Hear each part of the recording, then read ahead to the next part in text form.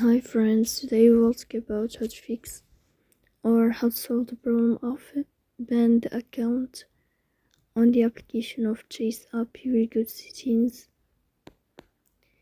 In this page you will go to apps, default apps, app settings.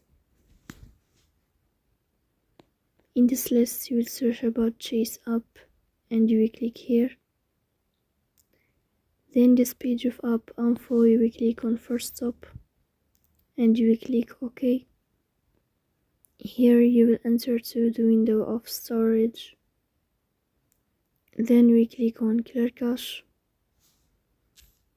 But pay attention, don't click clear data because that can delete your account. Here you will go to Play Store.